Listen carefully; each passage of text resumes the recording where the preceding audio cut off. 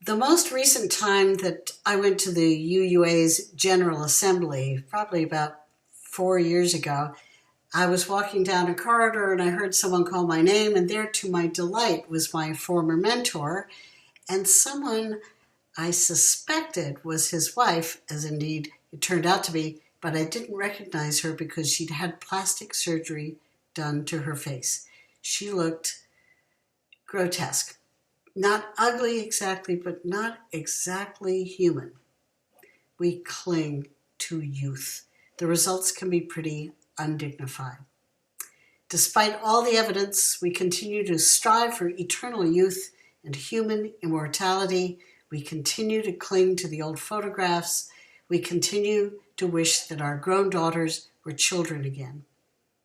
Every civilization has sought the elixir of life, the magical potion that would grant youth and immortality. Do a Google search for products to stay young, and you will find 37,200,000 websites. But it is not only our physical bodies that we want frozen in time. Most of us struggle against change of all kinds, both big and small. We resist throwing out our worn loafers, our thinning pullover sweaters, our childhood baseball gloves. Why, I know someone who has 2 file cabinets full of journals dating back to 1962. Is there nothing permanent to which we can cling? What about our sun and other stars? John Keats wrote, "Bright star, would I were steadfast as thou art." But Keats was not up on modern astrophysics or the second law of thermodynamics. All stars, including our sun, are consuming their nuclear fuel, after which they will fade into cold embers floating in space, or, if massive enough, bow out in a final explosion. At some point in the future, new stars will cease being born. Slowly but surely, the stars of our universe are winking out.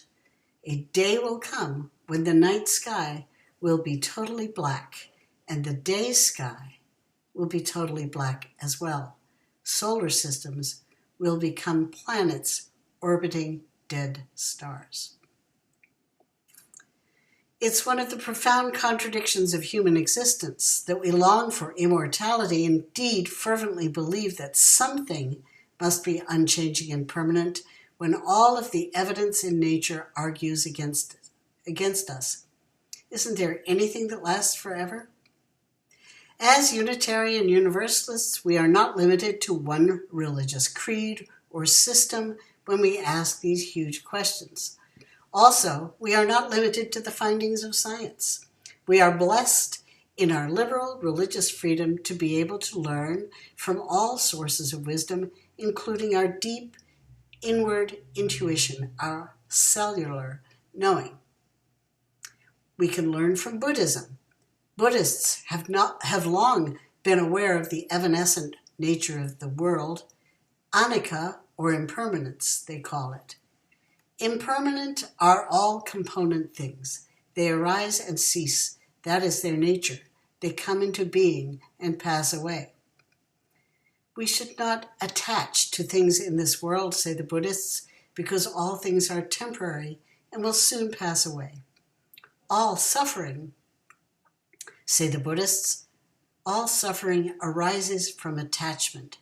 By practicing meditation and non-attachment, the suffering may in time pass away as well. We can learn from one of the contemporary prophets I most admire, Michael Dowd. Michael is an American progressive Christian minister, author, and eco-theologian. With his wife, Connie Barlow, Michael promotes what they call the Great Story, a re-mythologizing of our worldview that encompasses the reality of what we know about the length of history and size of the universe, and encourages us to look at our lives in a far deeper, broader context than we ever have before. Michael Dowd says, "Looking at reality through evolutionary deep time eyes, my sense of self does not stop with my skin. Earth is my larger self.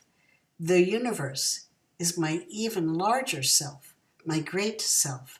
So yes, I, in this expanded sense, will continue to exist even after I, this particular body-mind, comes to a natural end. There's deep comfort in knowing that my larger self will live on. More, I am powerfully motivated to be in action today, precisely because I do not ignore or deny the inevitability of death. My small self has but a brief window of opportunity to delight in and contribute to the ongoing evolution of the body of life. Truly, this is it, now or never. I am immensely grateful for both the comfort and the compulsion born of this sacred evolutionary perspective.